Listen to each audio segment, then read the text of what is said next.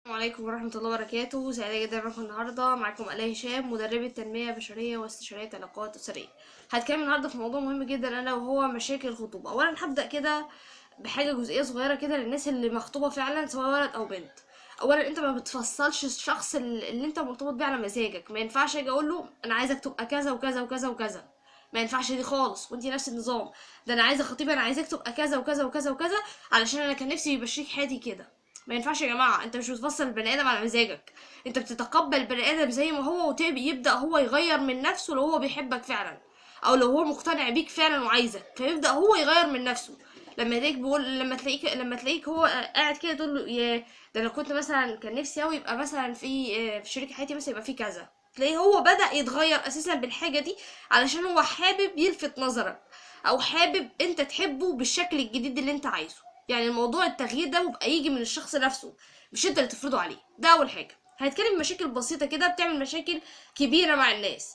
اول حاجه اللسان الطويل، سواء الاتنين على فكرة، سواء بنت او ولد، اللسان الطويل ممنوع للاتنين. فكرة انك تغلط في شريك حياتك او تقفل معاه اليوم برسائل مثلا مش مظبوطة، او تقول له سلام مش عايزة اكلمك، الحاجات الغريبة اللي بنسمعها دي ما تنفعش في علاقة صحيحة سليمة عايزين تبنوها صح. ما تنفعش الحاجات دي معاهم. ما ينفعش اللسان الطويل، لازم الاحترام. العلاقة اللي ما فيهاش احترام او الحب اللي ما فيهوش احترام بقى اسمه حب اعرج، حب مش كامل. تمام؟ ادي اول مشكله. تاني مشكله تدخل الاهل. ممنوع تدخل الاهل غير في الحاجات الاساسيه زي العفش والجهاز والدوشه دي. مشاكلكم اللي بتقعوا فيها ممنوع منعا باتا، سواء انت اهلك يعرفوا او هي اهلها يعرفوا. انتوا مع بعض كده بتحلوها سوا، بتروحوا تراضوا بعض، بتصالحوا بعض عن طريق الحاجات اللي هنقولها برضو. تمام. رقم 3 العناد. ما ينفعش انتوا الاتنين ماشيين كده. ازاي كل واحد ماشي كده، كل واحد قاعد في التاني؟ طب والله انت عاوز كذا انا هعمل عكسه كذا، طب انت عاوز كذا انت عايزه كذا طب انا مش عامل كذا. وانتوا داخلين مصارعه. يعني انتوا خلاص انتوا هتتجوزوا هتكونوا بيت يعني محتاج اب وام متفاهمين عشان العيال تطلع في جو كويس. لما كل واحد يعند في التاني او يعاند فيه اقعد بقى انت اقعدي من جنب ماما وانت اقعد جنب والدتك عشان نبطل عناد. اما فكره انك ترتبط بشريك حياه عشان تقعد تعاند فيه ما ينفعش. انت تشوف اللي يريحه، كل واحد يشوف اللي يريح التاني ويعمله لو انتوا عايزين علاقه سليمه. فكرة بقى الكلمة اللي بتتقال على طول ملوش حكم عليا، اوكي مش في مشكلة، هو فعلا ملوش حكم عليكي في المرحلة دي لانه مرحلة خطوبة، بس له احترام. وجهة نظره تحترم، رأيه يحترم. حتى لو رأيه مش هتنفذيه ممكن تجيبها له بصورة كويسة وبأسلوب كويس جدا انك مش عارفة تنفذيه عشان انت لسه في بيت اهلك مادام الحاجة مش غلط او عيب. تمام. اما فكرة انك تقولها له في وشه انت مالكش حكم عليا ده كده اسلوب مش كويس، ما ينفعش كده. العلاقة بتتوتر من أولها يا جماعة. خدوا بالكم من الحاجات الهايفة دي. الحاجات الهايفة دي بتأثر أولا كراجل، وبتأثر في حاجات بتأثر في الأنثى من الكلام الهايف اللي احنا بنقوله ده. تمام. فكرة بقى انت ان معنى صح مش الثقة، او مثلا تيجي تقول لها اول ما يتخطبوا كده انا عايز الاكونت بتاعك وباسورد عشان ادخل اشوف الاكونت ده. يعني انت بتقول لها من الاول كده انا مش واثق فيكي، بتقول لها من الاول كده انا الصراحة بقى يعني انا عاوز افتش وراكي. بتقولها من الاول كده والله انا بصي يعني بحجة الغيرة بقى وحجة الخوف وكده انا عايز الاكونت ده. اللي اسمه ايه بقى؟ يعني اول العلاقة كده مفيش ثقة، امال حضرتك عايز تكمل معاها ازاي؟ الغيرة شيء والثقة شيء تاني خالص. الغيرة لو دخلت في الثقة، انا بقول لاي بنت لو الموضوع دخل في شك تنفصلي فورا، لان البني ادم الشكاك ده كارثة تانية ما ينفعش يتعاش معاه اصلا. الحياة كلها بتبقى جحيم. اي حاجة بتعمليها على طول بيبدأ يشك ويبدأ مصايب وتزعيق. الشك اساسا لو اتعدى حدود، يعني معنى صح الشك لو اتمكن من بني ادم بيعتبر مرض نفسي. ففكرة الغيرة حاجة والشك حاجة تانية. الشك ده لازم يبقى فيه ثقة في العلاقة. العلاقة اللي مفيهاش ثقة دي ما ينفعش، مش بسميها علاقة اصلا. تمام. فانت مش من حقك تطلب الاكونت، او هي دي حاجة من نفسها هي تديهولك اوكي. اديتهولك تمام. حد غلس عليها لو هي بنت تمام وانت اخترت صح هتيجي تقولك تقول خدي فلان الفلاني الاكونت بتاعه ده فيه واحد بيغلس عليا، انت هتقوم معاه بالواجب. انت لو مختار صح وهي مختاره صح. اما فكره انك تتحكم فيها وتقولها من الاول هات الاكونت ومش عارف ايه، ايه يا جماعه؟ هي للدرجه دي؟ يعني انت داخل سيطره ولا ايه؟ يعني الموضوع بالنسبه لك سيطره؟ يعني عاوز تخطب واحده عشان تسيطر عليها؟ دي شغلانه تانية كده بقى نتكلم فيها. تمام. فكرة انكم مش تتجملوا، محدش يتجمل، كل واحد يظهر حقيقته، عشان بعد الجواز مش معنى صح مش تتفاجئوا ان انا ايه ده، انا كنت شايفك كذا انت بقيتي كذا، ده انت كان طباعك كذا، ده انت كنت بتاكلي ازاي. ليه يا جماعة التجمل اصلا؟ شريك حياتي لو مش هتقبلني بالشكل اللي انا فيه ده بيبقى ملوش لازمة اساسا. شريك الحياة ده بدل مش متقبل عيوبي ومش متقبل شكلي ومش متقبل ومش متقبل ومش متقبل، يبقى انت ما ترتبطيش ببني ادم زي ده، وانت ما ترتبطش بواحدة مش متقبلاك. لازم كل واحد، انتوا الاتنين كده تتقبلوا بعض، ويبدأ كل واحد فيهم يغير من التاني عشان خاطر التاني. تمام. طيب، الشخصية الضعيفة او الشخصية، انت وقعت في واحدة شخصيتها ضعيفة وانت وقعت في واحد شخصيته ضعيفة بس بيسمعوا، يعني بيسمع ليك، جميل. انت ممكن تغير شخصيته دي وتطورها او تقويها عن طريق انك تدعمه.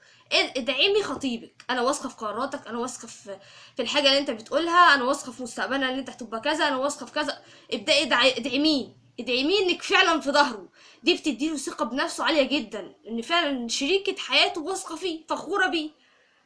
وانت نفس النظام، خليها تقول رأيها، خليها كذا، اعمل لها شخصية، عشان بعد كده محدش يقدر يتدخل في حياتكم عن طريقها. انها تحكي لوالدتها، يبقى هي ليها شخصية وكيانها، مش تبقى هي منساقة ليك، واي حاجة تقولك حاضر ونعم. مش تتفاجئ بقى لما تكون هي راح تقول لوالدتها ولا تحكي لك هتحكي على تفاصيل حياتها معاها، ما هي اساسا ملهاش شخصية، وانت اصلا واخدها عشان تسيطر عليها ومش لاقي حد يتكلم معاه وتقول حاضر ونعم. ما هي هتقول حاضر ونعم لوالدتها برضو على فكرة.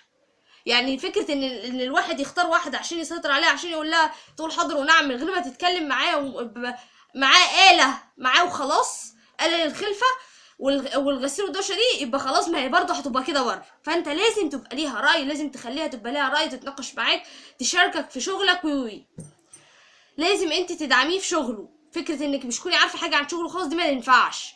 الراجل بيعوز الواحدة او شريكة حياته تكون عارفة شغله وعارفة ازاي وتقترح عليه وتطوير شغلك ومش عارفة ايه، وتتكلم معاه، طب ايه رايك لما تعمل كذا، طب ايه رايك لما تعمل كذا. تبدأ تاخد تديله آرائها وهو يشوف اذا كان هيمشي ولا لا ويطبقه. اما فكرة انك تبقى متحيز لرأيك وهي متحيزة لرأيها ومش تتكلموا مع بعض ومش عارفة ايه، وهو عبارة عن بنك فلوس وانت عبارة عن كذا، ده اللي هو اسمه ايه؟ ده انت شريك حياة، شريك يعني شريكك في كل حاجة، شريكك في كل حاجة. الثقة بالنفس، ادعموا بعض يا جماعة، ادعموا ثقتكم بنفسكم وعلوها قوي، مش لازم تسمعوا من اللي حواليكوا، انتوا مع نفسكم تدعموا ثقتكم وتعلوا. تمام. بلاش تقللي من شغله، يعني بلاش تقول له ده الناس كلها بتشتغل، ده الناس كلها بتروح، ده الناس كلها بتيجي، على فكره اللي انت بتعمله ده حاجه طبيعيه، على فكره مش عارفه الهديه دي ده صاحبتي جايبها، ما ينفعش. الراجل بيحب التقدير، دايما فخوره بيه، فخوره باي حاجه بيعملها حتى لو قليله، فخوره بشغله، فخوره باي حاجه بيقدمها. فكره الخصام بقى ودي مصيبه تانية خالص. يعني انا بستغرب على اتنين مخطوبين يعني الاتنين معنى صح يتخاصموا سوا بالشهور او بالشهر او بالاسابيع، ده اللي هو اسمه ايه يعني انتوا من اولها او مش طايقين بعض على كلمه ولا اتنين، ده هنسميه ايه بقى بعد كده في الجواز؟ هتضربوا بعض مثلا؟ فكره الخصام دي مش عايزه اقول يا جماعه بتفرتك العلاقه، بتفرتكها والله، انك فعلا مش مهتم بقى. انا اتفرق بقى ولا ازعل مش مهتم بيا وعادي الحياه ماشيه معاك طبيعي ولا انا فارقه معاك؟ طب هتكملوا ازاي؟ ممنوع الخصام. انتوا تتفقوا لما حد يتنرفز التاني يسكت تماما، اول ما يسكت اللي اتنرفز يعتذر فورا، سواء هو او انتي. انتوا تكونوا متفقين على كده، يعتذر على ايه؟ مش يعتذر على الغلط، لا يعتذر على نرفزته، ان هو اتنرفز اساسا، بس التاني يكون مستحمله وممتص غضبه. ما ينفعش الاتنين يردوا في سوا يروحوا لطشين في بعض، التاني يستحمل لغايه لما التاني يطلع اللي عنده، ويبدا التاني اللي اتنرفز يعتذر فورا، سواء حتى لو هو مش غلطان، حتى لو هو مش غلطان، عشان هو اتنرفز يعتذر عشان اتنرفز، وتبدا تصفوا قلوبكم لبعض والموضوع ينتهي وتبداوا من جديد. اما فكره التكوين وافضل اكوم وعملت كذا فيا وعمل كذا فيا ومش عارفه ايه، وبعدين هيحصل ايه؟ هتلاقي فجاه مش طايقين بعض مره واحده، او فجاه بتتجوزوا عشان خلاص يعني هو اسمها جوازه وخلاص. ما ينفعش. بلاش القرب، بلاش القرب كتير. يعني الناس اللي بيتكلموا 24 ساعه دي ازاي؟ لازم في حاجه انا بسميها لازم يبقى في جوع مشاعر شويه. ما ينفعش اداني لازق 24 ساعه اكلمه، هو نفس النظام ده اللي هو هتزقه، مش هيبقى في مواضيع بعد كده تتكلموا فيها، هتلاقي الموضوع بقى ممل، بقى عادي ان هي بتتكلم معاك بقى. لا، هو رساله ولا رسالتين في اليوم واطمن عليه وخلصت، وهو نفس النظام. انتوا في مرحله خطوبه مش مرحله جواز، فكل واحد يمشي على حسب المرحله ومش يستعجل حاجه. من استعجل شيئا قبل اوانه عوقب بحرمانه، محدش يستعجل حاجه. تمام يا جماعه؟ ده كان كده ملخص سريع عن المشاكل اللي بتحصل او المشاكل التافهه. ان شاء الله هيبقى في جزء تاني عشان نتكلم عن المشاكل الكبيره اللي بتحصل بقى باذن الله. يا رب تكونوا استفدتوا. نعمل شير للحلقه، نتفاعل مع الحلقه، نطبق الحلقه، واهم حاجه نطبق دي، نطبق الحلقه. ربنا يسعدكم جميعا ان شاء الله. كنت سعيده اصلا بالكلام معاكم. انا يا شيخ.